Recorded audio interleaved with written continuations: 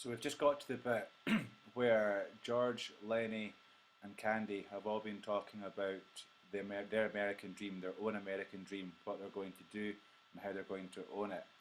The atmosphere is very jovial, it's very triumphant, it's a very positive, happy atmosphere that we see right here. This suddenly changes, the tension increases as we start to see Slim, Curly, Carlson, and Whit enter. And notice the order that Steinbeck is putting them in. The door opened, Slim came in, followed by Curly and Carlson and Whit. Not Slim coming in first, but Curly coming in first. Just like when we met George and Lenny for the first time, we saw George leading Lenny. We're seeing Slim leading this band of four men. Slim's hands were black with tar and was scowling. Curly hung close to his elbow. Curly said, "Well, I didn't mean nothing, Slim. I just asked you." Slim said, "Well, you've been asking me too often. I'm getting goddamn sick of it. If you can't look after your own goddamn wife, then what do you expect me to do about it? Lay off of me." "I'm just trying to tell you I didn't mean nothing," said Curly. "I just thought you might have saw her." "Well, why don't you tell her to stay the hell home where she belongs," said Carlson. Look at Carlson now beginning to jump on the attack. Obviously what's happened is that Curly has accused Slim of something. Slim's not been happy, and now everybody's seeing their opportunity to have a go at Slim. At Curly, sorry. Look at everybody tried to have a go at Curly here. So Carlson asks, "Why didn't you ask her to stay the hell home where she belongs?" said Carlson. "You let her hang around bunkhouses, and pretty soon you're going to have something on your hands, and you won't be able to do nothing about it." Curly whirled on Carlson. "You keep out of this, lest you want to step outside." Carlson laughed. "You goddamn punk," he said. "You tried to throw a scared into Slim, and you couldn't make it stick. Slim threw a scared into you. You're yellow as a frog belly. I don't care if you're the best welter in the country. You come for me, and I'll kick your goddamn head off." So it's obviously what we're finding out there is that Slim has obviously had an argument with Curly. Curly's challenged him to a fight, and Slim has squared up to him. He's certainly been quite happy to fight back. And now we see Carlson jumping in, and he's now not scared to have a go at Curly because he knows that maybe Curly's just a lot of talk. And a welter is the lightest weight of the boxing that you can have. Candy now joined in the attack with joy. "Glove full of gasoline," he said disgustedly. Curly glared at him. His eyes slipped on past and lighted on Lenny, and Lenny was still smiling with delight at the memory of the ranch. Curly stepped over to Lenny like a terrier. "What the hell are you laughing at?" Lenny looked blankly at him. "Huh?" Then Curly's rage exploded. "Come on, you big bastard! Get up on your feet! No big son of a bitch is going to laugh at me! I'll show you who's yellow!" To be yellow means to be cowardly, to be scared. Lenny looked helplessly at George, and then he got up and tried to retreat. He tried to walk away. Curly was balanced and poised. He slashed at Lenny with his left, and then smashed down his nose with a right punch.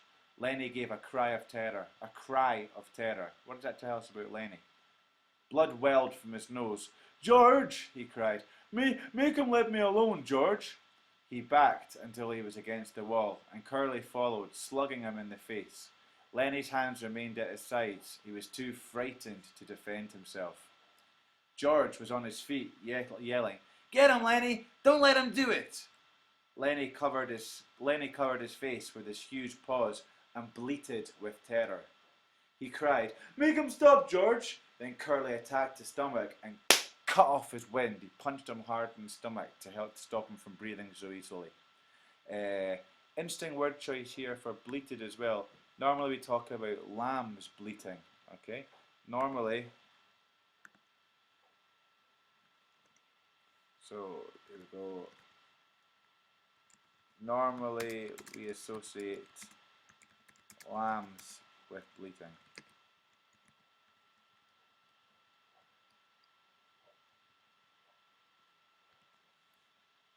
And that's quite an interesting way to look at it and think about it as well with regards to Lenny and what this is telling us about the violence that's happening. So Curly's punched him in the stomach. Slim jumped in. "The dirty little rat!" he cried. "I'll get him myself!" George put out his hand and grabbed Slim. "Wait a minute," he shouted. He cupped his hands around his mouth and yelled, Get him, Lenny! Lenny took his hands away from his face and looked about for George, and Curly slashed at his eyes. The big face was covered with blood. George yelled again, I said get him! Curly's fist was swinging when Lenny reached for it. The next minute, Curly was flopping like a fish on a line. Look at all the similes. And his closed fist was lost in Lenny's big hand. George ran down the room. Let go of him, Lenny! Let go! But Lenny watched in terror the flopping little man whom he held. Blood ran down Lenny's face. One of his eyes was cut and closed. George slapped him in the face again and again. And still, Lenny held on to the closed fist. Curly was white and shrunken by now, and his struggling had become weak. He stood crying, his fist lost in Lenny's paw. George shouted over and over, Let go of his hand, Lenny! Let go! Slim, come and help me while the guy got any hand left. Suddenly, Lenny let go of his hold. He crouched, cowering against the wall. You told me to, George, he said miserably. Curly sat down on the floor, looking in wonder at his crushed hand. Slim and Carlson bent over him. Then Slim straightened up and regarded Lenny with horror. We gotta get him into a doctor, he said. Looks to me like every bone in his hand is bust. I didn't want it, Lenny cried. I didn't want to hurt him. Slim said, Carlson, you get the candy wagon hitched up, the vehicle to take him to the hospital. We'll take him in his Soledad and get him fixed up. Carlson hurried up. Slim turned to the whimpering Lenny. Ain't your fault, he said. This punk sure had it coming to him, but Jesus, he ain't hardly got no hand left. Slim hurried out and in a moment returned with a tin cup of water. He held it to Curly's lips. George said, Slim, will we get canned now? We need the steak. Will Curly's old man can us now? Asking if Curly's father will sack them or fire them from the job. Very interestingly as well, just look here.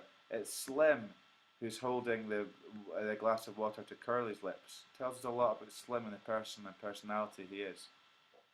Slim now smiled wryly, as if he knew better. He knelt down beside Curly.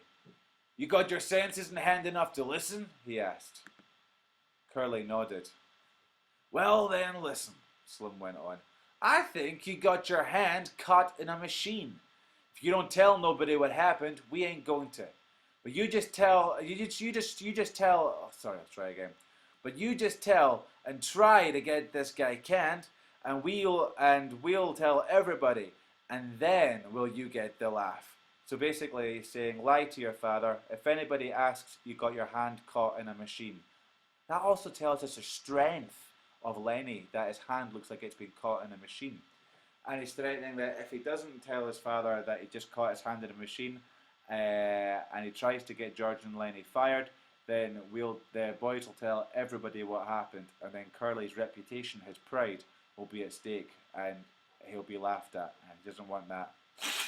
I won't tell, said Curly. He avoided looking at Lenny, perhaps out of fear. Buggy wheels sounded outside. Slim helped Curly up. Come on now, Carlson's going to take you to a doctor. He held Curly out the door. The sound of wheels drew away. In a moment, Slim came back into the bunkhouse. He looked at Lenny, still crouched fearfully against the wall. Let's see your hands, he asked. Lenny stuck out his hands. Christ almighty, I hate to have you mad at me, Slim said. George broke in. Lenny was just scared, he explained. He didn't know what to do. I told you nobody ever knew how to fight him. No, I guess it was Candy I told. Candy nodded solemnly. That's just what you done, he said. Right this morning when Curly first lit until your friend, you says, you better not fool with Lenny if he knows what's good for him. That's just what you says to me. George turned to Lenny. Ain't your fault, he said. You don't need to be scared no more. You just done what I told you to. Maybe you better go in the washroom and clean up your face. You look like hell. Lenny smiled with his bruised mouth. I didn't want no trouble, he said. He walked toward the door, but just before he came to it, he turned back. George, what do you want? I can still tend the rabbits, George. Sure, You ain't done nothing wrong. I didn't mean no harm, George. Well, get the hell out and wash your face. So what we can see there is really George vehemently, really fiercely defending Lenny even to Slim. Slim knows that he's not done anything wrong, but George again feels the need to defend Lenny to make it clear that it's not Lenny's fault what happened. Think about the characters of Slim, of George, of Lenny, of Curly, also of Carlson and Candy as well, and just think about what we now know about them, what we didn't before, and make sure you're also filling in your characterization sheets.